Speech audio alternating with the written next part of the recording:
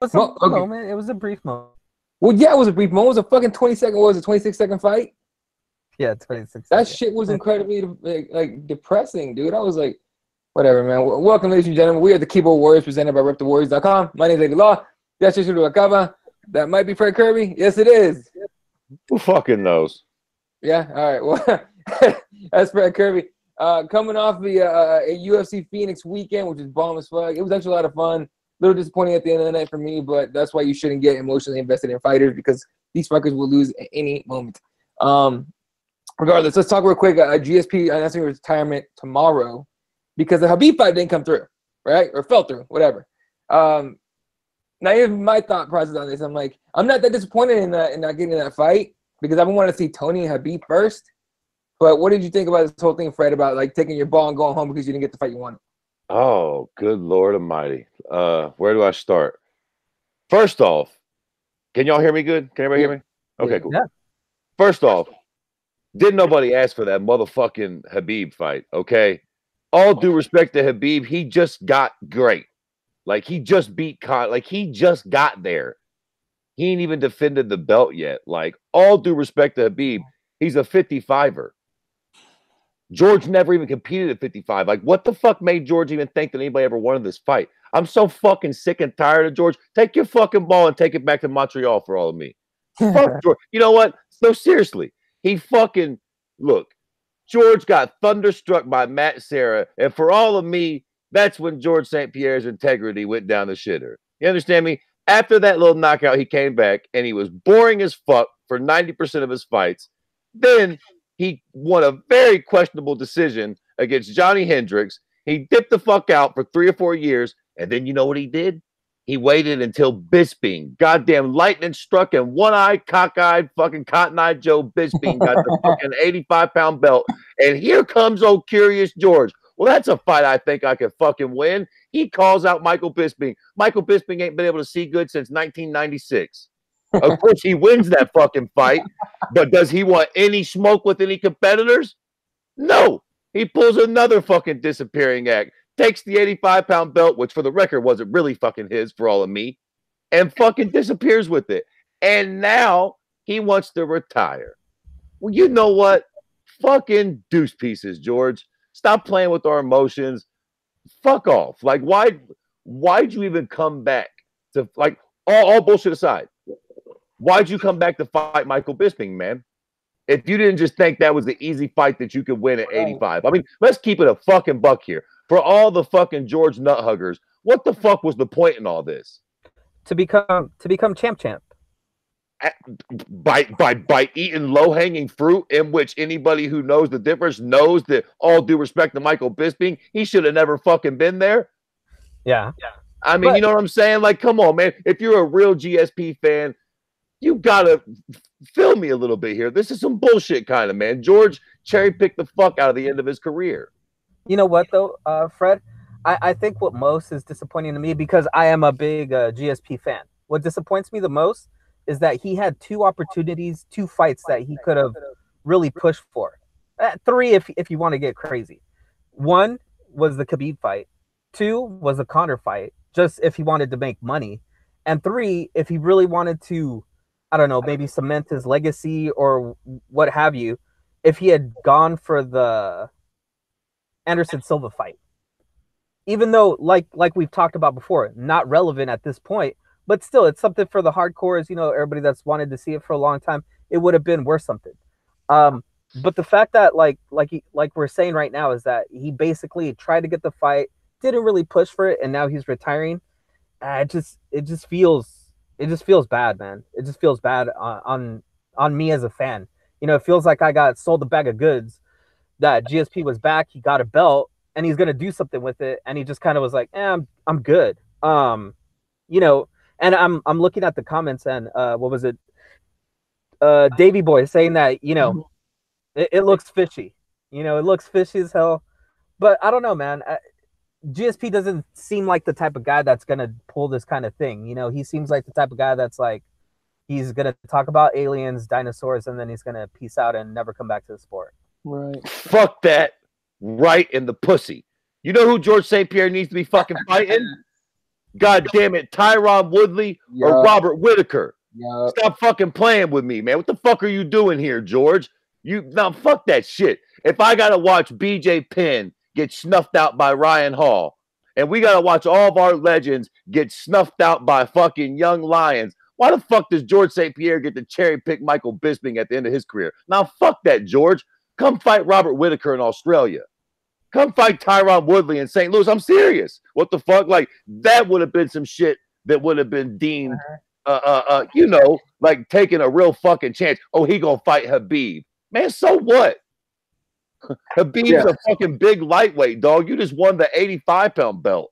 What the fuck are you talking about? And he dropped it immediately as soon as he could. He didn't want to fight nobody else in there. So right, like, nah, come on, dog. You need to be fighting Robert Whittaker or Tyron Woodley. You owe those two gentlemen. If you gonna, because you know what? I see it now. I can hear everybody now. Well, he's the GOAT. Well, he's the GOAT. If he's not the GOAT, then who's the GOAT? Goddamn Billy Goat George. I hear it all around the internet now. Man, fuck that in the ass, Jack. He needs to come back and fight Robert Whittaker or Tyron Woodley. He comes back and fights one of those two dudes and knocks him out, I'll shut the fuck up forever. Until then, GSP can kiss my grits. Yeah, especially if it's fucking Tyron Woodley. Honestly, especially if it's Tyron Woodley.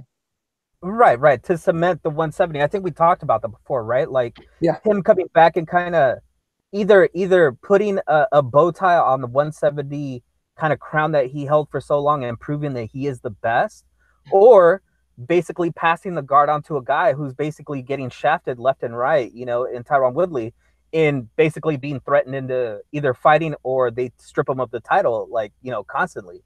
But like Fred is saying, I mean, he did handpick his opponents here at the end. But I mean, it's not like something that most, high level guys wouldn't do, like, big pay-per-view sellers wouldn't do. But I do feel what Fred is saying, that he just cherry picked his way into being a champ, and that's not what most people like that are becoming champs at this point are doing. Most of them are actually taking challenges that might prove, not very good choices in the end. Kind of like TJ Dillashaw, trying to be champ and getting KO'd very quickly. But no, go ahead, Fred. No, I was just gonna say, keep it a buck. Who's the worst champ? Now that we got a whole bunch of champs, we got about 9 of them. Who the worst one? Champ. It's got to be George. Are you fucking crazy? Talking about merit? George snuffed out Jose Aldo and Eddie Alvarez. I mean, I guess GSP was just always the heir apparent at 170, but I'm sorry, that 185 win against Michael Bisping when he was an old CNI dog, y'all can give that back to the Indians. Right, but he never defended any titles, so was he really the champ at any of those divisions? I mean, listen, champ. You understand me? Once you beat the champ of the other division, even though silly ass Henry Cejudo gets it, but shit, as much as I can't stand that little ugly prick, beating fucking DJ and TJ is way more notable than fucking, all due respect, Matt Hughes and goddamn Bisping. GSP is the weakest champ, in my fucking humble opinion. You got some fans, Fred, in the comments. I don't know if you've seen it. Yeah, I'm seeing it. I got you. Real quick, let me read it out. Yeah, go for it. So Davey Boy started the entire thing with that, that clapping in between every syllable. He's like, GSP ain't retiring. Like, and I got a point on that too, because I believe that's a possibility that he's not actually retiring. And then shout out to Raider, what up? Davey MMA Gods, what's up? Davey Boy says, I'm a freshman going for my bachelor's degree in strategic marketing at the University of Phoenix, and this looks very fishy. Wait for the Curious Georges. Yeah, look, it's a good point. Oh, Hadley, dude. Hey, dude. Okay, so I was supposed to meet up this dude Hadley at UFC Phoenix, and it just didn't fucking happen. The whole day was like, it went kind of crazy. So I fucking apologize for that, dude. That's my bad. Frederick Gaskin, how many times has he retired now? It's been like 2 or 3. And then Sumadinsky District says hi from Chechnya, Russia. What's up? Musement, okay, here we go. Musement says, get him, Fred. GSP gets no GOAT status from me after giving up the middleweight title for that goddamn champ title. I mean, it's real shit, man. Like, he came back and cherry-picked the shit out of that middleweight title and then didn't want no smoke with anybody who wanted the belt, I mean, fuck that. Like, Fred, would you have been at least okay with the fact if GSP after winning the middleweight title drops it, and then immediately goes after Tyron Woodley and tries to reclaim his title. So to me, like, to be honest with you, to me, what I was saying before, what irks me is that he didn't try to at least conquer get back his crown, his reigning crown at 170. It just kind of seems like he's over being a champion at 170 where he was the most dominant, seeing as how there's a guy that has a credible strategy and probably the fighter IQ to be able to give GSP probably a loss. And it just seems like you're saying, like, he's cherry picking his way to either retiring or just not really having to go through a challenge like that. Yeah, for sure. I would have definitely dug it if he did that. Here's the issue with GSP, right? He always makes it seem like he only cares about the honor and the respect and the legacy and the status of being the GOAT. But now you're speaking bullshit to me. Now all of a sudden you're talking about fights with Conor and Khabib, and if you don't get those fights, you're leaving. Those aren't legacy fights, dog. They're not. Those are money fights. Okay. You know what I enjoy about DC? That he's not bashful about the fact that Brock's a money fight. 100%. He knows it. He's like, it's a money fight. I want that fight because I'm the champ now. I get big pay-per-view dollars. Brock's an easy fight for me, more than likely. I enjoy that he just says that. GSP, don't make it seem like it's all about the honor and respect, but then you're unwilling to fight guys like Robert Whittaker and Tyron Woodley. That's where the legacy and the honor respect lie. Money lies with fucking Khabib or Conor. Yeah, no, I'm with you. Real quick, fucking Davey Boy goes, worst champ was DC. And then he says, Kirby's mad GSP because he has better head. He has a better head than he does. That's why Kirby has long hair. Davey on some shit tonight. I don't know what the fuck's going on. Anyway, and Fred froze. Yep. All right, Jesse, could this possibly be a negotiating tactic from GSP? That he goes, oh, you're not going to give me that fight?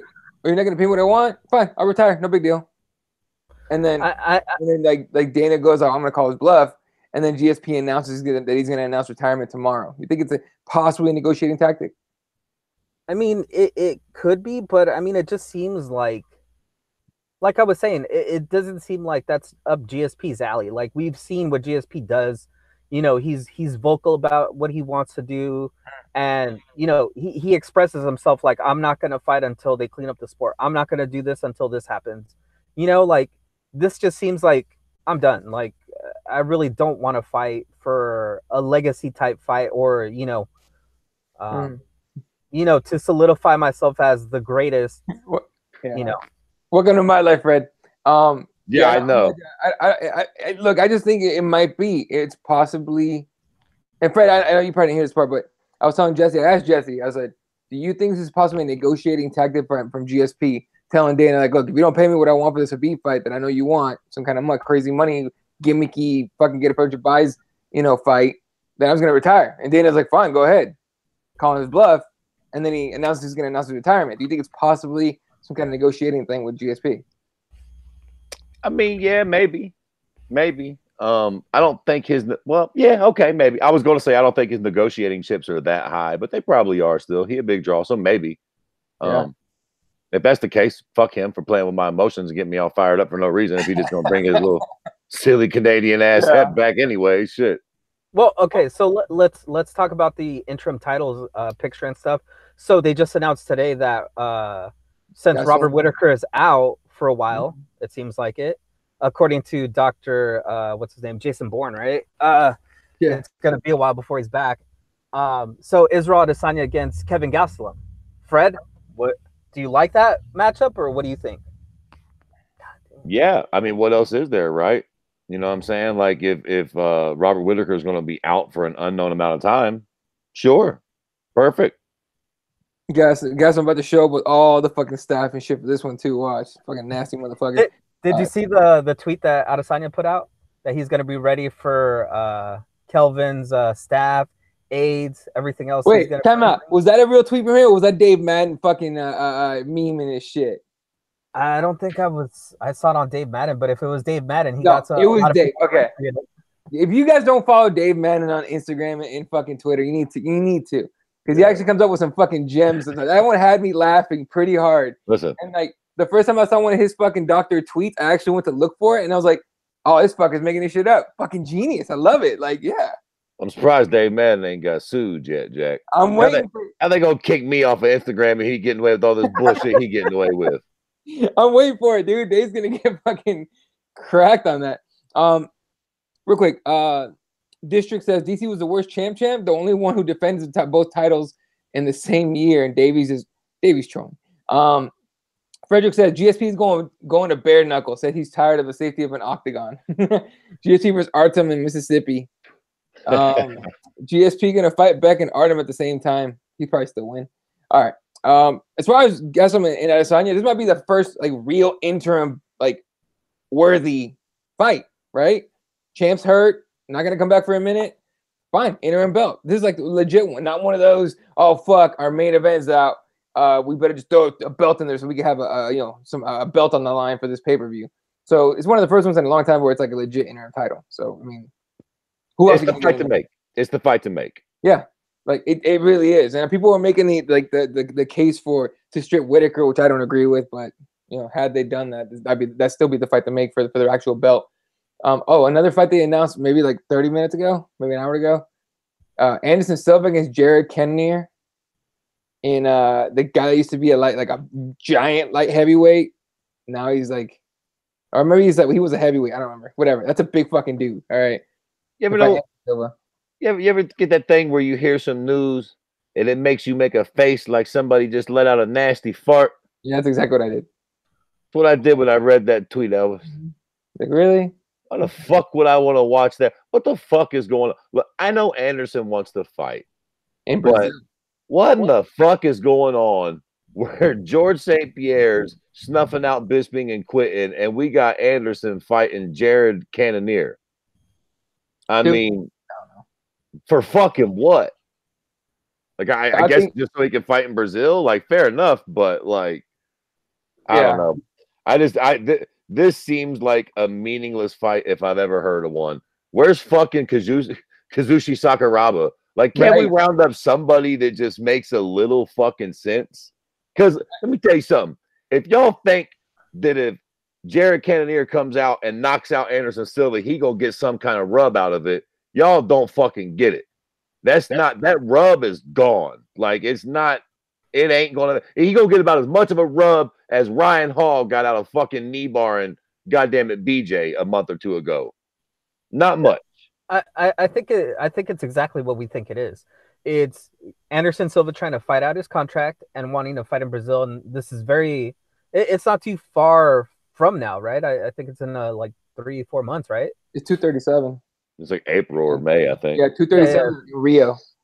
Yeah, see, so like to me, this is more like Anderson Silva just kind of fighting through his contract, which he did before, if you remember. He just took these random ass fights just to kind of, finish out his contract.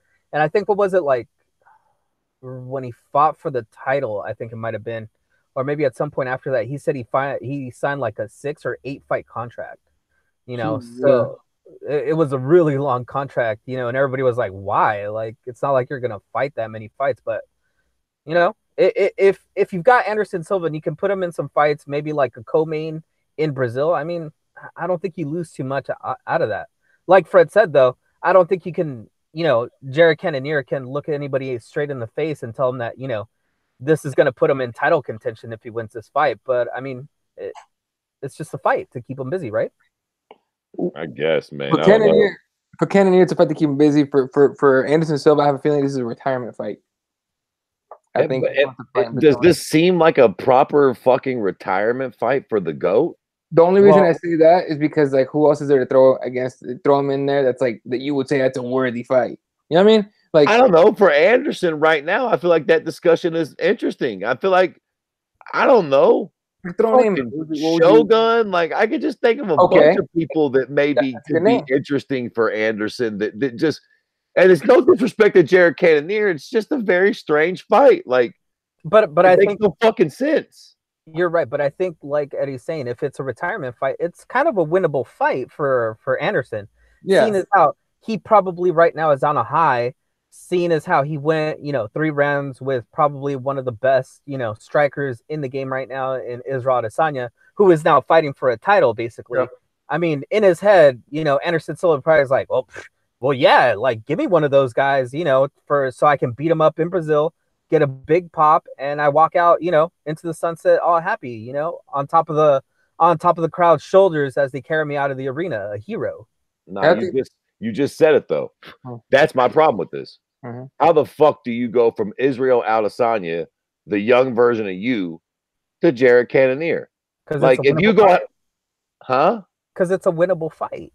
Man, fuck that winnable shit. If it's your retirement fight, the Israel Adesanya is the retirement fight. This fight has no meaning. That fight had meaning. That fight was hype. That fight was a big fight. Just because you lost it, don't try to be like, okay, well, give me somebody a little less good than that. Yeah, like let's just keep doing. What if you get knocked out by the killer gorilla? Yeah. And even and then what? You retire on that? You just keep fighting until there you go. There you go. Maybe I'll eventually get that fucking fight if he just keeps on moving down the ladder. Yeah, look, I mean, or Tank Abbott. And yeah, right. Anderson called his shot. He wanted Nick Diaz. Of course, we all know that wasn't going to happen. But Nick's on some hippie shit right now. No, but you know what? That's the thing, though. He called his shot that he wanted to fight at this Brazil card, and I'm guessing that not many people are going to be ready for that card, or aren't already booked. So I think this is why that's probably what it is. That's probably what it is. It's not a lot of the guys in that top whatever rankings or whatever, or that are available for that Brazil card. He wanted to fight at home because they have him in Curitiba, and instead they're gonna put him on that pay-per-view in Rio. But because you're not gonna get Nick Diaz for a fucking fight night, you're just not against Anderson Silva. But yeah, all right. We'll click on the YouTube comments. Davey Boy goes, "Who the fuck is Jared Cannonier?" Someone sent me a picture of that dude. Priya Rose, what's up? You made it. She's who by the way is a huge DC fan, and she says, "LOL, I come in just to see the blasphemy against DC. I get very defensive." So, oh my God, did you see the long filibuster she did on Twitter? Raider just said that. She goes, LOL, you gave Fred the business on Twitter. I'm a DC fan usually. I've been giving DC the props today. I've been hating on. Listen, with all the hate has been at George today. DC's the man on this episode. Yeah. Wait. Can you save some of that hate for the moronic people online right now saying that Cain never got struck? Oh, we're going to get to it. Don't worry. Okay. We're going to get to that too. I'm just making sure you save some anger for them. There's nothing to me, there's nothing more depressing besides Cain losing than people in denial that Cain lost that fight. I'm like, I was right there. I was really fucking I watched him get snapped. You saw his head go crook and then drop. I thought he got rocked to shit. And then I saw him grabbing his knee. I'm like, okay, so he got injured too. But he sure ate a shot. Like, I don't know if whatever. We'll talk about it in a minute. So yeah, we're on done with this GSP Anderson talk, right? Which, by the way, they never fought each other, and even if we made that fight today, it's too fucking late. So right. That's I'll tell you what though, I would much rather see that than him fight Jared Cannonier. Oh yeah, 100%. I mean, far as it goes, fuck. 100%. No, I'm absolutely down with that. But even then, you're just like, Artem Lobov has a better chance on going on a losing streak than Jared Cannonier beating Anderson Silva, says Davey Boy. Oh, good point. He's gonna go on a losing streak, all right, over at bare knuckle fighting. Jesus Christ. Although, if there's any place for Artem Lobov to be, it's fucking bare knuckle fighting. That guy's a savage in his own way, right? All right. Well, fuck it. Let's talk about UFC. Actually, no. Were the Bellators? Did we talk about those? Are they worth talking about? We can wrap them up pretty quickly. It was 2 Bellator events. Did y'all see the one where Mitrione kicked Karatanov in the fucking snake? I saw Mitrione kick someone's balls out of their sack. Like, okay, do you think it was on purpose, or do you think it was one of those in transition moving, and he ended up kicking him in the? It wasn't on purpose, man. There's no way. Look, it definitely wasn't on purpose, and I definitely am not going to accuse Sergey Karatanov of not wanting to fight, but like, he couldn't fight. Did his nut literally explode? I mean, if you didn't hear, he went to the hospital. He was released, and then he had to go back that same night. I think he got. Okay, I'm gonna say it. Oh God, we're all gonna cringe. All right, real quick. I've never heard, but No, say it. I want to hear it. You're about to cringe. Go, Jesse. Yeah. Due to the ball kick injury or the ball kick, he ended up getting a hemorrhoid. I still don't know how that's medically possible, but I mean that's what happened. Yeah, this is starting to sound a little more fugazi the more we go. He got a hemorrhoid. Don't those happen on the inside of your asshole? Yeah, from sitting down too much and stuff. Yeah, but imagine that inside. Whatever. Anyway. All right. Well, whatever. Yeah, listen. Sergey got kicked in the nuts. He couldn't continue, so that Bellator card was a bit of a wash. Yeah. Right. What about the Saturday's card? Oh, so MVP against Daley. What I call the staring contest. Fred, go. It was a letdown. I mean, look, it wasn't the worst fight I've ever seen, to keep it a buck. I just think that our expectations were pretty high. They were. I felt like Paul Daley was a deer, like a deer trapped in the headlights for a lot of the fight. I was pretty impressed by MVP. As an MVP fan, I thought low-key he might get knocked out because it was a pretty, Paul Daley was the first real test he had. So, it wasn't as exciting as I thought it would be, but fuck, I'm still pretty stoked for MVP and what he could potentially be now. You know what I mean? Paul Daley's no fucking pushover, man. How'd you feel about Daley using the tactic that he himself was booing, the tactic being used on himself just a fight ago?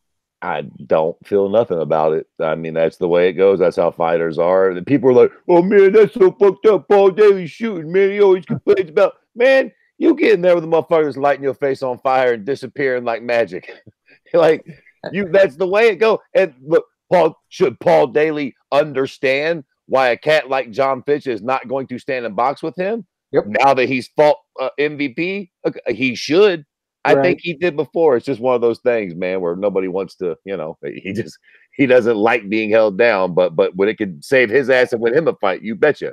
Hey, if anybody's in Vegas right now watching, go outside. It's fucking snowing. Hey, now.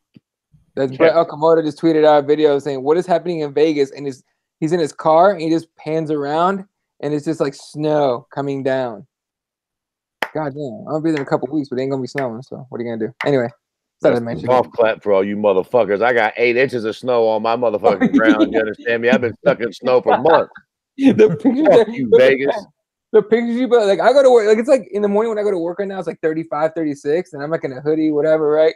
And I look on like Instagram, whatever, and it's Fred and like all the hoodies and snow and like snow gear and shit. I'm like, ooh, at least I'm not a date. Fuck all that. You ain't lying, Jack. Midwest ain't nothing nice in February, Jack. See, and I'm over here, a little bit of rain, and it's like 40 degrees. I'm like, ugh, it's too cold to be outside. I can't fucking wait for that, dude. I can't fucking wait to be over there. I know. Eddie's gonna come over here. He's gonna be like in a tank top and shorts, walking around. Hell yeah. Hell yeah. All right. All right. All right. Moving on. UFC Phoenix went down on Sunday. Wow, Saturday, Sunday. Overall, like I was there for the whole thing. It was actually a lot of fucking fun. Overall, pretty good card. From start to finish. What's up? What was your standout besides the main event and besides? No. Hold on, whoa. Fuck all that bullshit. Right. Did anything happen on the grounds? Was there any smoke between the Africans and the Mexicans in attendance? Don't give us no bullshit. We see what happened on the TV. You understand me? Was there any fights in the crowd? Was there any? Do you have a juicy story to give us since you were actually on the grounds for this one? There was a couple of shoving matches on the way out of Talking Stick Resort Arena. Hey, now. And it wasn't Ngannou against Cain fans. So again, like we were talking about, we'll talk about it in a minute. With the whole Cain losing and shit like that. A lot of people, like, as soon as he lost and they announced Ngannou as a winner, the whole arena was like, boo. Ngannou got booed when his face was shown walking into the arena because they do that shit, like, the walk-ins from outside. And they booed his ass then. They booed his promo. They booed his walkout. They booed him when he won. And they didn't cheer at all until Cain goes, hey, man, give him his due. Like, he won. Give him his due, which is classy as fucking Cain, right? And then they cheered. And then Cain left the cage or whatever. He went to the back, and they cheered him. And then Ngannou went by. And they booed his ass again. Like, he was the most hated man that night. And I get it. Look, I get it. Here's the thing. There was, like, legit 2 Ngannou fans sitting right in front of me, right? And they were surrounded by Cain fans, straight up. So when that happened and Ngannou does this shit right here, just telling the crowd to shush, if you could believe these motherfuckers are doing that to everyone around them. And I'm just like, these motherfuckers don't know where they are, do they? Man, shit's about to get crazy. Anyway, so everyone was leaving the arena. Everyone's all pissed off. And pissed off because it was like bummed out. But so I walk out, right? I wait. I like to see the whole thing. I wait till the last fucking interview, and then we leave. And we're walking out, and there's like a couple shoving matches, a couple cops have to get involved. Nothing too crazy. It's still Phoenix, all right? It's still fucking Phoenix, Arizona. We're not this isn't Philly. We're not the toughest fucking crowd in the world, but it's still like shoving matches, and there's a couple racial terms thrown out, and it got weird. I'll say that much. When you got outside, everyone was like, no joke. I haven't smelled that much weed in Phoenix in a long time. Like everyone kind of got along afterwards. There was a dude in like straight up like Rasta fucking like get up. Right, and like passing his joint out to all the Cain fans, like, hey, he was like, I feel you, man, here, and they like handing out, literally, like he passing his joint around to everybody. And I remember like one dude goes up to him and goes, hey man, thanks, but there's like a bunch of cops right there, right? He goes, oh yeah, man, that's okay. I share with them too. I'm like, oh shit. So the old Jamaicans. Yeah, it wasn't like Habib Vegas crazy though. So, let me ask you this though: how disappointed were you with how uneducated your crowd was there? I was pissed the fuck off. I was pissed. Thank you for bringing it up. I was pissed the fuck off. Like booing, like they fucking during the Calvillo Casey fight. By the way, Casey, hometown girl. You would think they get behind her, right? No, fucking they cheered her when she came in. That was the last of it because the rest of the fucking like fight, people like this one dude, little like this bald, fat dude in the front wearing a Cain like affliction shirt, those old ass ones. He gets up and he's like waving at everybody. He's like, wave, we're doing the wave. And he goes, boom. Credit to him. That wave did like 6 laps. No joke. Okay. And then so that's what John Hennick was talking about on the broadcast. He's like, was it John or was it Dom? I forget who it was. And he was saying something about the fight. And he's like, they're not doing the wave. Oh, they're doing the wave. And then that was it. Like it was okay. It sounded so like he was disappointed in the crowd. Wait, would you? I was disappointed in the crowd. I'm like, you fuckers aren't watching this. This is a good goddamn fight. It's technical. But here's the thing. I'm sorry. We have a bunch of retards here. Like, anytime if I hit the ground, I heard multiple people going like, stand them up. Quit humping on the ground. I'm like, dude, this is so stupid. I was like, it reminds me of every time I go to a fucking live show, I'm like, I'm never coming back because this is stupid. But then everyone turns on their stupid flashlights and starts like waving it around the arena and shit. And I mean, legit, I'm with you. Like, I was getting fucking annoyed, and someone actually tweeted me, hit me up on Twitter, and they were like, "What the fuck's going on with this awful like crowd in Phoenix?" And I was just like, "Hey, alcohol will make the normally like decent fight fans into complete cunts. Like that's what alcohol does to you." So it was bullshit, dude. The crowd was garbage. Like, it was embarrassing for real. Like for real. Had Cain won, it would have been, oh my god, Dana would have been like, I love Phoenix, but obviously he didn't. Listen, goddamn it. Speaking of embarrassing, let's go on and get to it. Yeah, it's time for my brown brethren to fucking eat the crow. Listen. I took the L, dude. I'm taking the L. Fuck. I didn't pick Cain. Just saying. Oh, we know, Jesse. We know you're a fucking traitor. We know that. You understand me? We know about you. But listen, I'll call ice on my Mexican people. I'm good. I do appreciate that you motherfuckers don't got the stones to come up here and try to act like he didn't get rocked in his jaw. I do appreciate that about y'all. I mean, look, I like Cain as much as the next guy, but Jesus fucking Christ, when you watch the shit in slow-mo, he gets clipped with that fucking uppercut. His body goes limp after that. He comes to, and then the old knee buckles. It's as simple as that. It's a fucking bummer, and it's a real fucking bummer if you're a big Cain fan. But that's what happened. It's heavyweight MMA. Fucking Francis Ngannou hits like a goddamn Ford Escort, literally. Yeah. It is what it is. Like, to be fair, I ain't even hating on Cain. Most motherfuckers, I see a lot of motherfuckers like, oh, Cain, blah, blah, blah. I want to see Cain fight again as soon as possible. That fight didn't tell me nothing other than Francis hits really fucking hard. And maybe Cain's body might not, be up to the task. But still, his knee just went a little wonky because he got his fucking jaw rocked and he's a goddamn 240-pound man. I don't know. I don't see nothing really wrong with it like that, to be honest. I mean, obviously it sucks that he lost, but I'm not willing to make any harsh judgments. It was the first round, in heavyweight MMA, you can get fucking clipped, dog. He got clipped. It really just is what it is. Yeah, look, man, it's so watching it in arena.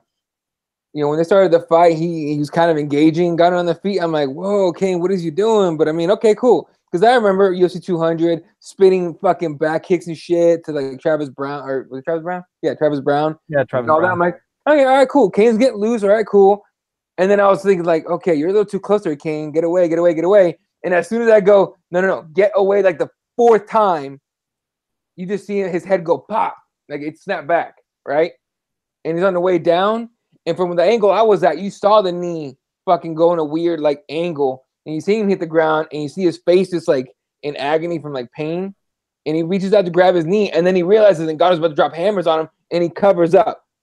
So obviously the fight ends and all that shit. Immediately the crowd's like boo and all this shit.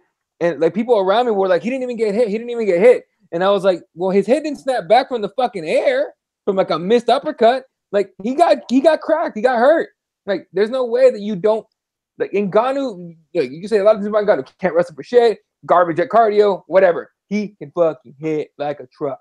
And look, here. Sorry to cut you off, Eddie. Jump in, but here's the reality too, man. I think people have to understand that MMA is a game of cut hairs. Mm-hmm. Like, if he would have just barely missed that uppercut, then Cain probably does get this swoop, and this fight probably looks completely different. He just, you know what I mean? You're really probably talking a quarter of an inch. It lands, but if it happens to not, Cain more than likely, like, that wasn't the worst game plan from Cain. Right. Throw some strikes, get in close, get him off his feet ASAP. He just got clipped on that second part of the process. Like, you know what I mean? Like, he was doing what he needed to do. Shit just went a little south. Yeah, look, and I just thought, like, end of the night. Sorry, Jesse, but end of the night, I legit was like driving home. I was quiet, dude. I was bummed the fuck out. I'm not gonna lie. Like, I was telling my girl, I was like, there's only 3 fighters that I'm like, you can say emotionally invested in. Like I'm invested in like the Cardinals and the Suns and all that. Only 3 fighters I can name that if they lose, I'm legit bummed out. Cain, Nick, and Nate. And that's it, right? I was telling her, I was like, as soon as they retire, I'm good. I'm not investing in nobody. I will go to every fight card and leave happy as fuck because it doesn't matter what happens. I'm like, oh, that's clean. All right, cool. Like, if I wasn't a Cain fan, I'd have been like, damn. And Ngannou's fucking crazy, whatever, right? But no, I wasn't. I was just like, God damn it, motherfucker. And then the worst part to me was like, now I'm gonna have to deal with all these assholes that were like, so what's up with Cain? And I'm like, oh, you fucking asshole. Did you not watch the fight? You know what I mean? So, look, man, regardless, like, look, he got rocked. Freak accident with the knee. You got to give Ngannou his due. Cain did. Be as classy as Cain. Give the man his due. He earned the win against probably the best heavyweight MMA history. And let's move on. You know what I mean? And look, and Cain's all talking about, we're going to check on my knee and I'll be back. I'll be back. Personally, I hope if he does, great. But I don't want him to come back just to blow a knee out again or get injured again before he fights, or some fucked up that'll just be like, yeah, Cain was great, but he kept getting hurt all the time. He's already on that track to be known as like the most injured heavyweight ever. You know what I mean? But it kind of sucks. Jesse, sorry about interrupting you. No. Like, it just is what it is at this point, man. Yeah. I mean, and I hear a lot of people so disappointed in how this ended up and everything. But you know what? Like, what do you expect from a guy who has been away from the sport for as long as Cain has? It's like 2 years. Yeah, a little bit over 2 years. I mean, you're gonna have a guy who's not as seasoned, as ready and primed, as you would expect him to be, right. And that's okay. Like, that's okay. Like, what we saw was not the best example, and probably not what we all wanted for Cain. But you know what? Like, at least we got to see Cain back in the octagon, and what's going to happen from here is he's going to improve. He's going to get better. Hopefully he comes back healthy. He didn't blow out, his entire knee. And, I saw a lot of people saying, oh, he's probably going to retire after this. I don't think so, man. I think he's got plenty of gas in the tank, and I think he's still got a lot left to give the sport. Yeah. We just got to give him some time, man. Like, I don't know. I guess I agree with so many people that were saying that this was not the best fight for him to take at this point. Like, he needed more of a tune-up fight, and I guess it kind of proves them right that it just seemed like it was a little too much for him. And even Javi Mendez, he was on MMA Junkie this week, And he was saying that, you know, he just felt like so snake bitten. You know, he was like, man, he's like the superstition like overtook him because, you know, Cain on Fox and now Cain on ESPN, you know, first cards and he's headlining and he gets these losses, you know. So I don't know, man. I just think Cain on any other given night outside of Mexico and outside of like, you know, big network changes, I think he's the best in the world still, and he's got time to prove it still. For sure. All right, going on the YouTube comments, I missed a handful. I'm sorry. Fuck. MMA God says worst crowd I've seen in Phoenix. He was there too. Yeah, dude, worst crowd I've ever seen in Phoenix. Normally we're not like that big of a shit crowd, and it was a shit crowd. Like it was like bad. The whole time I'm thinking like, fuck. I hope like now I know why they never give us a pay-per-view because fuck that crowd. What else is there? The commentary on that. Oh, sorry, that was different. Cain is still more. Pierre says Cain is still more than 4 years younger than DC. So I really hope to see him going forward. I think to me, as soon as I saw, like, you know, as I saw that his knee was injured and everything, all I could remember or think about, I don't know if you guys ever saw it. Cain did this like you know, thing where they were following him around. It wasn't a UFC like embedded or anything, but they went to where he trained and his trainer, right? And if you guys ever seen the leg extension machine at the gym, so you're sitting there and they have this bar with a padding on it, and it's kind of around your shins, right? And you grab these like handles on your seat and you like kick your legs up, so you're extending your legs. You put weight on the machine and it works your quads out and everything, right? We put like 300 pounds on it, and this guy was talking about how, like, you know, I forgot what athletes, like Olympic athletes, whatever, they do this like, you know, 15 times or 5 times. Cain's gonna do it 50 times, and then before his fight, he's gonna do it 100. 300-pound leg extensions, and he went like a fucking maniac. He was kicking like he was like kicking for his life on the extension. Like all of that, like that kind of training on your body, you're begging for injuries. You're weakening your body at that point, right? Diminishing returns. He's 36. He can't train like that no more. Like, I don't know what he's doing now. He looked a little softer than normal, but it's also he's older, right? But I think the older he gets and the less he's going to be able to train the way he's used to. I mean, I think we're going to see him get injured a little more even now. Like, it fucking sucked, dude. It fucking like sucked to see. And I'm like, right now, even thinking about it bums me out for real. Because I was like, fuck, first time I could see Cain live. I actually bought a fucking shirt and all that shit. And then like, you know, and then that happens. She's like, God damn, dude, I don't want to. Every time I look at that shirt, I remember seeing Cain get off, you know, beat in 26 seconds. This fucking sucks, but for real, it's gonna fucking, that shirt bums me out now. And I was staring at it earlier today, like, hey, take your fucking shirt away from me. Well, I was just like, you're not the workout shirt. I'm gonna work out in this thing. That's what I do with shirts that are like older and all raggedy. This is my workout shirt. There you go. All right. Well, I'll use that fucking shirt as a cum rag. There you go. All right, so running down the card here. Okay, no, real quick. Francis and Ngannou I think was calling for a title after the fight. Am I right on that? I think I'm right on that. What? Francis was like, I think I deserve a title shot, something like that, off that fight. Yeah. Okay. Fred, does he deserve it? I mean, he's close, like, at the very least, just because of the rivalry he'll have now, having beat DC's buddy. I mean, you know, like, if he don't fight for the title, I would say a rematch with Stipe. You know what I mean? Like, and if Stipe fights DC, then you know what fight I would like to see Francis get, actually, ironically enough? The Brock fight. Oh, wow. That would be. That's I've never thought of that. That I would like to see. I've in this whole ordeal, because they're just such imposing figures. And ironically, Brock does have, you know, an ability to beat Francis. In an ideal world, the way I see it, grant Stipe what he deserves and hold DC's feet to the fire. Give Brock Francis, put it on the same card, winners fight. That'd be legit. I think if DC says he's injured and Dana said that DC's injured and all that shit, let's just go with that being actually true. And I believe he is. Like, I don't think DC would actually like bitch out like that unless he's actually thinking he's gonna hold out for the Brock fight. Which, by the way, I don't think Brock DC's ever gonna happen. But whatever, that's a different discussion. But I would like to see Stipe and Ngannou rematch. Winner gets a title shot, regardless, right? If you're not gonna give Stipe what he deserves, if you can't or are not gonna do that, Stipe and Ngannou rematch.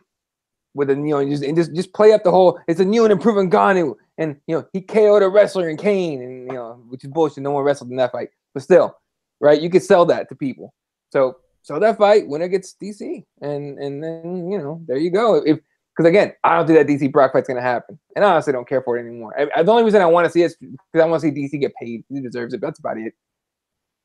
But all right. The co-main event, Paul Felder beats James Vick. Yeah, James Vick. That was a fun ass fight, and James Vick ate some shots, but Paul Felder went to the hospital with a collapsed lung. Damn, the winner went to the hospital. How fucking crazy is this fucking sport? I mean, but that was a fun fucking fight to watch. Yeah, collapsed lung is kind of crazy. It is pretty nuts. Yeah.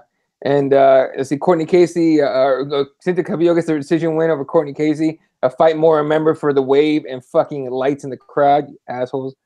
And then Crone Gracie, that was a sick fucking. I'll explain it this way. That was in the arena, obviously. Like when he came out. You ever seen The Purge? Yep. Okay. For anyone that was wondering, the song, it wasn't a song. It was just a sound clip of the loud horn from The Purge, right? When you get the warning, whatever, the purge has now begun. That shit was from The Purge. Okay, so that immediately I was like, damn, this dude's saying some shit. Comes out with Randy Spence. I believe he's the head instructor at Nick Diaz Academy in Stockton or Lodi. I forget. They're right next to each other, whatever, in Stockton. And then Nate Diaz and another fellow there, and the crowd was like hyped as fuck about that, right? Crone comes in there, and then the way he beats Alex Caceres by getting the right hook in and then using his left leg to kick off the cage and take the fight to the ground that way was impressive. Not much to see on the hands, to be honest with you, from Crone, but the jiu-jitsu was legit as fuck, right? And I thought it was a great Crone, and I'm glad they didn't give him a crazy fucking 145 fight. But then afterwards, he was like, 145 division, better fucking watch out, something like that. He cussed on the air anyway. But he was like, you better watch out, basically putting the 145 division on notice. And I love his jiu-jitsu, a huge fan of Crone. But I'm like, all right, hang on a second here. There's some killers on the feet at 145. Let's just relax for a minute. Let's take it up slowly. Let's not get crazy, right? But your thoughts on Crone's debut there, Fred?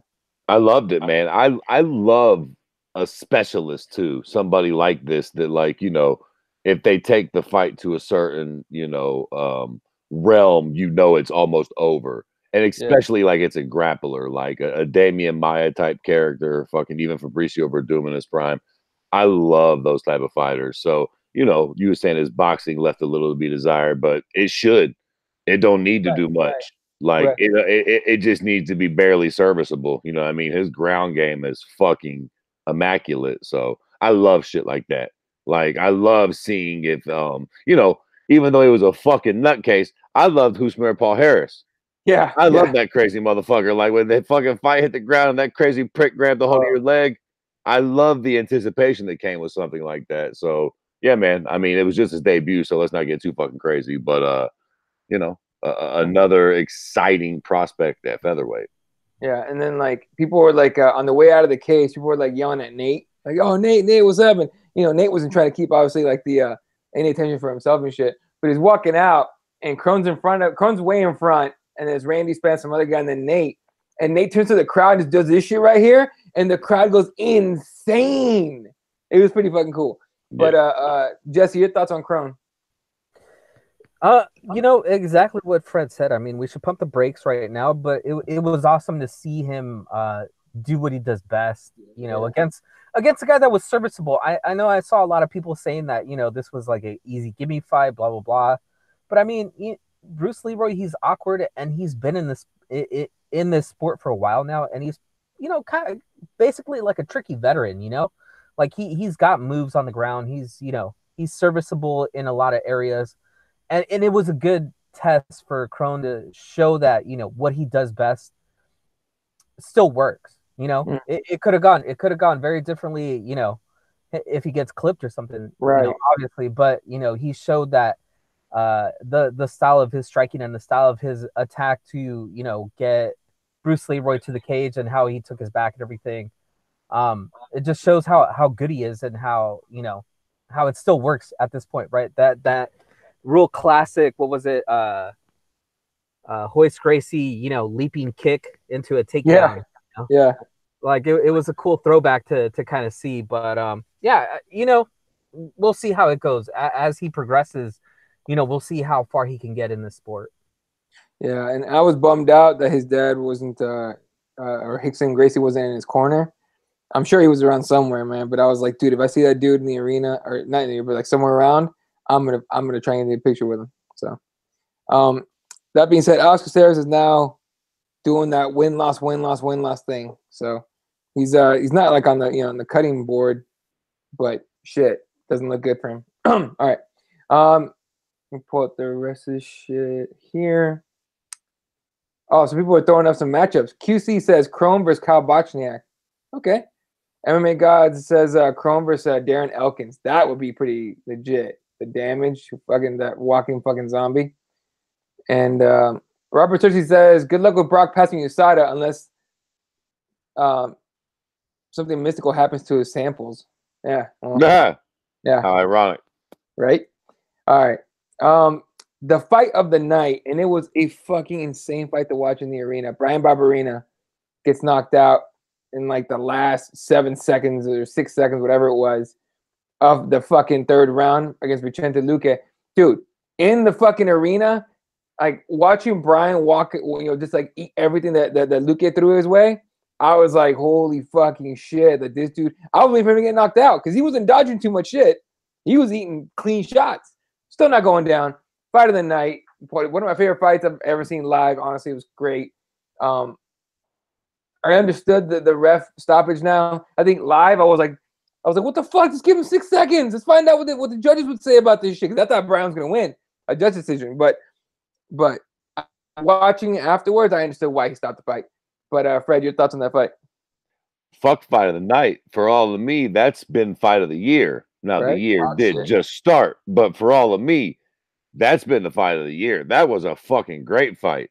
Brian Barberena's major asset is his chin, and that's never the greatest asset for a fighter to have. It's a useful one, but you don't want it to be at the front of your toolbox. But god damn, he was eating some fucking heavy leather and just. But you know what though? Look what happened, right?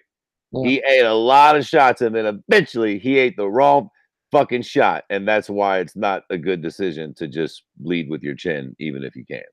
But great fucking fight, completely deserving of fight of the night. Yeah, no, dude, and I'm with you. Probably, you know, like I said early, but one of that's going to be at the end of the year is going to be on those top 5 fights of the year, fucking easily. Jesse, Jesse, you're still muted. Jesus. Yeah, but if you don't know, there he is. Yeah, sorry, yeah. Actually, I didn't get to see that fight. I only saw from, I think, the Pro Gonzalez fight and up. Or not Pro Gonzalez. God, what's her name? Yep. Cavillo? Yeah, Cavillo. We know who Jesus spanks it to at night now. Oh, dude, who doesn't? Yeah, Pearl didn't fight, homeboy. Wait. Pearl thick with 3 C's. What's that? No, I was gonna say, didn't you announce to everybody that you picked you have a new top girl? Oh yeah. So, but that chick was on Bellator, right? Or no? The chick was Invicta. Invicta, yeah. Invicta. Anyway, I just saw from that fight and on, so I didn't get to see any of the other fights. So yeah. Look, if y'all ain't hip to Tracy Cortez, look her up. She is. It's at Tracy Cortez MMA. And god damn, boy. Anyway. All right, Eddie. Wrap the show up. Alexa Grasso's out. Tracy Cortez is in. I don't give a shit. She needs to go to the UFC, so everyone finds out how fine she is. All right. MMA got his 4 finishes in a row for Luque. Dude's a beast. Yep. And we'll see. Oh shit, Chrome Gracie against Ryan Hall. No. Hell yeah.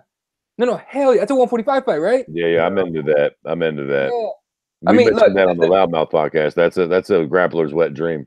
The crowd's gonna boo their ass off. Just fuck those guys, okay? But I want to see that shit. Even in like a tournament with like sub-only tournament or a combat jiu-jitsu would be legit as fuck. But you can make that fight, hell yeah. The worst case scenario is we get two guys trying to strike with each other. That shouldn't be striking. That would suck. But that'd be legit. Like, yeah, grapplers fucking way too much. See, that's the fear, right? That's the fear that you get both of them just trying to outstrike each other. Yeah, I just don't think that fucking Kron would do that. But I mean, I've been wrong before, so I don't know.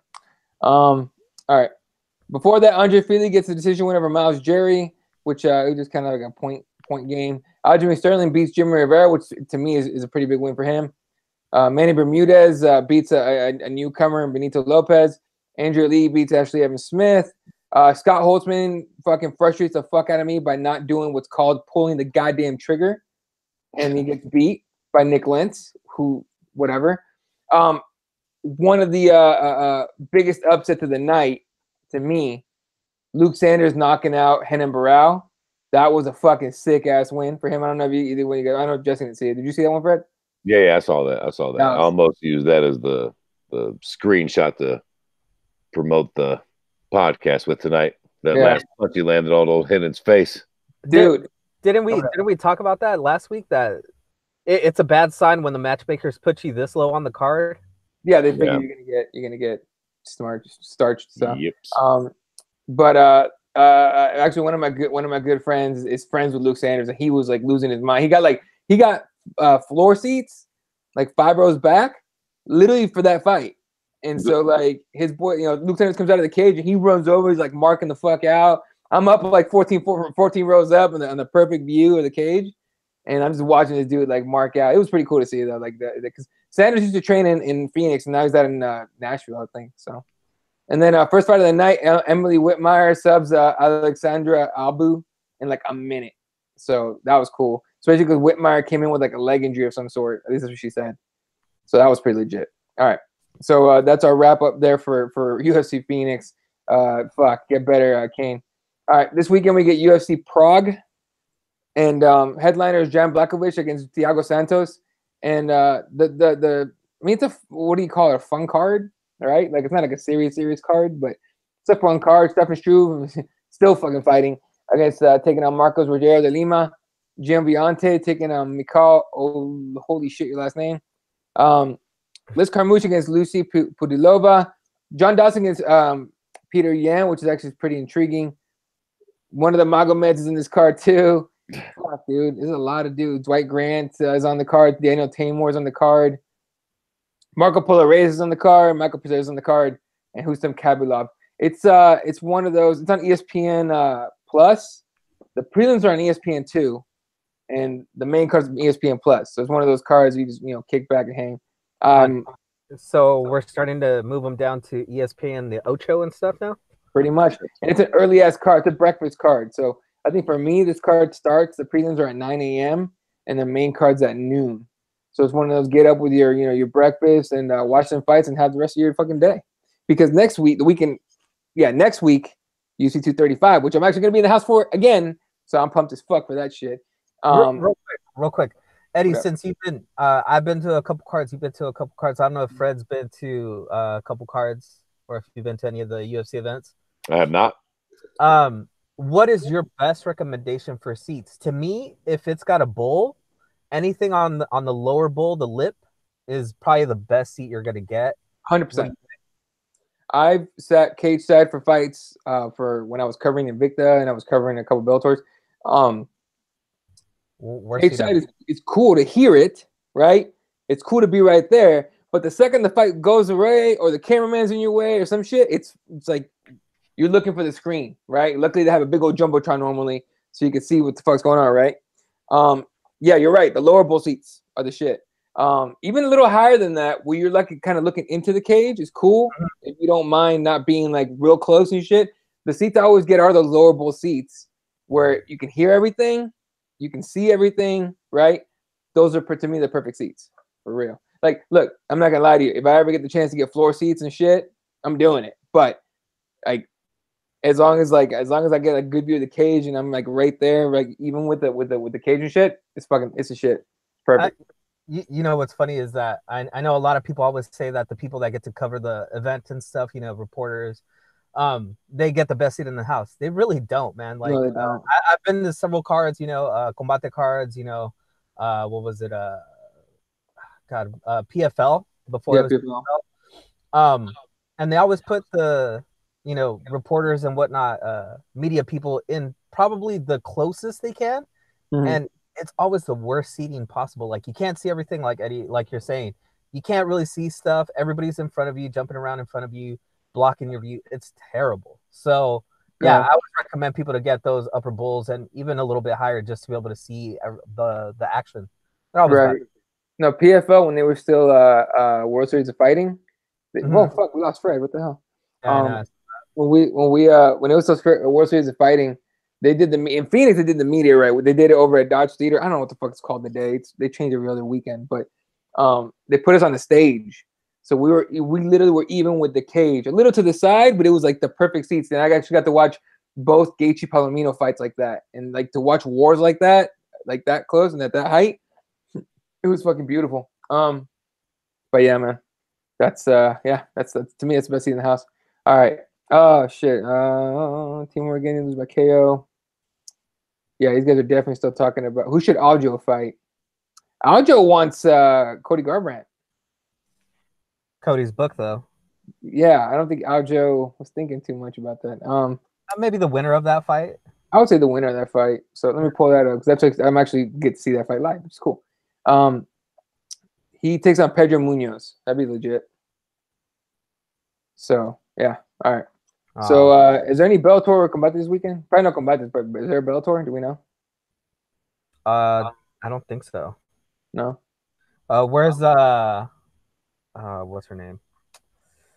MMA. What is it? MMA Jap. She usually Raider. Yeah, Raider. She usually posts all the events coming up the week. Yeah, I mean, I'm just gonna check Bellator's garbage ass website real quick because their site's garbage. Don't honestly do that. The UFC. Yeah, right. Let me see. They got something Saturday, February 23rd. Yep, this Saturday, UFC Bellator 217 from Dublin, Ireland, headlined by James Gallagher. It's Gallagher with Graham, and then Keeley against Price. Gallagher was bitching about people are never gonna accept me. Like, bro, you're like the McGregor wannabe. Of course they're not gonna accept you. You're being fake as fuck. Oh, speaking of that, did you see that they also announced what is it, Jake Hager's next We the people, this fucker. Yeah, that guy. That brought his wrestling persona to the fucking MMA. It's smart, by the way. People are not gonna go watch his other bullshit. Yeah, Bellator 221. So whenever that is, and then Patricky and okay, real quick. Did he get a real fight or another fat guy? You know what? Let's see. I can only assume it's another fat guy. Probably. Nope, they haven't announced it yet. So, but I know that Patricio and Patricky signed extensions with Bellator. So, well, that's good. They should stay there. They've made their living pretty well there. So I wouldn't be upset if they came over to the UFC, but you know what I'm saying? Like, it'd be legit. here it is. TJ Jones. Who? He's got I get it. He's new. I get it. Here it is. Here's his record: 1-1. Okay, Bellator. Cool. Yeah, Fred's out. His computer's trash. So he goes, God fucking damn it. I guess we'll have to wait for next week for me to do that one thing I wanted to do with you guys. Oh fuck, that's right. Okay, next week. Grab a piece of paper and a pencil. Do I have it? I feel like a teacher. I mean, I'm surrounded. I'm in an office. Like I'm in my office. So. Oh no, that's cool. Well, I figure we just wait till Fred can do it, right? Yeah, we'll wait till Fred. All right. So that's kind of all we had for tonight. Fucking I don't work till 5 a.m. tomorrow, so I could have gone however long. James Gallagher in Dublin. That's right. Right. Should be interesting just because Gallagher, he knows how to put on exciting fights. He's a little talkative, but he also knows how to lose a fight. His last fight he lost, he was real, humble in his loss. He was, but now he's being like whiny as fuck. Like, no one's gonna accept me. Like, dude, then shut him up. Win, just win. Yeah. No, I'm saying like it's easy. It's not easy, but if you keep yapping about no one's gonna accept you and shit, and then you lose, no one's gonna give a fuck about you. You just gotta win. That's it. Yeah, and obviously Bellator is putting a lot on his shoulders by making this card in Dublin, so should be interesting. Yeah. And Dublin, and it's a good card for him to win at. If he wins, it's a good card for him to get a win, or a good place to get a win. QC said, shout out to the Bird Gang Cardinals Nation. What's up? What's up? And we're hoping for the best this year. For real. All right. Anything else you want to touch on before we head out of here? Wanted to really touch on the Combate cards that's happening on Friday. Been trying to get Micah from Woods back on, but his schedule is not really working with us. But honestly, one of the things I wanted to point out was the co-main event, which is the return of Zoila Frosto to MMA. She's going to be taking on Jamie Nivera. If anybody knows who Zoila Frosto is, she was an exciting. She was she always a flyweight? I thought she was an atomweight as well, wasn't she? I think she was an atomweight. But one of the pioneers in women's MMA, always an exciting fighter, and it's exciting to see her, come back, and really, really see what she's got left in the tank. So that should be a great fight.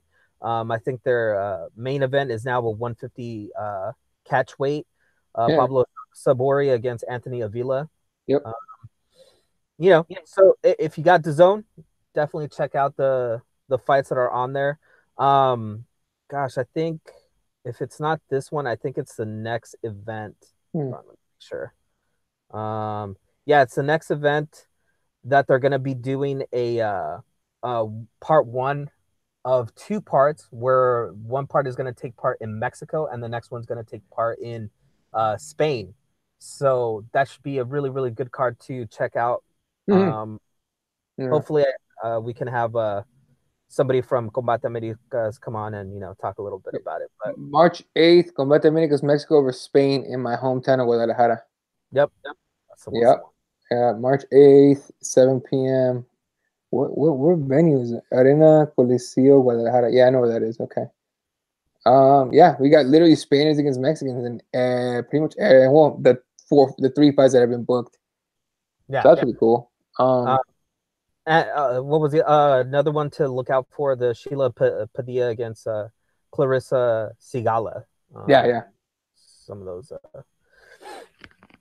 just a couple fights to look at. Like I said, if you know about Zoila Frosto, definitely check out her fight. She's in the co-main event, so should be an interesting fight. I think this is happening down in what is it?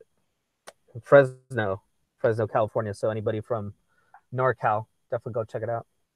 There you go. All right. Again, I'll be at UFC 235 next weekend. So if you're in Vegas for that one, for some reason it'll be easier for me to just hang around because when I was at obviously UFC Phoenix this last weekend, like I had to go home at some point, right? Family, dog, all that shit. In Vegas, I got nowhere to go. We just gotta go back to the hotel. So I'll be hanging around and shit. So if you're in Vegas for that one, hit me up. All right, that's going to do it for us. Shout out to everyone that joined us today. Davey Boy with the fucking claps on every syllable. Raider was here. What's up, MMA guys? Thank you for hanging out. Hadley, again, sorry, dude. It's my fucking bad, man. But at least you got to hang out with Nate, Randy, and Chrome for a while, so it's pretty legit. Sumadinsky District. Shout out to Chechnya. Museman, what's up? Frederick was hanging out. Like I said, Raider. Priya Rose made it to the show. QC. All the disrespect towards Jared Cannonier. Robert Churches was hanging out. All in all, you guys are the shit. We appreciate you guys. Shout out to representripthewarriors.com. Get yourself some gear. Spicespros.com. Of course, always I think the code word is still keyboard MMA for 10% off. And then so follow Kirby at Kirby_MMA. Follow Jesse S. Watt 1983. I'm at Ela31, and the show is at Keyboard MMA. Shout out Uncle Joey retweeting my Mackenzie Dern tweet. That was legit as fuck.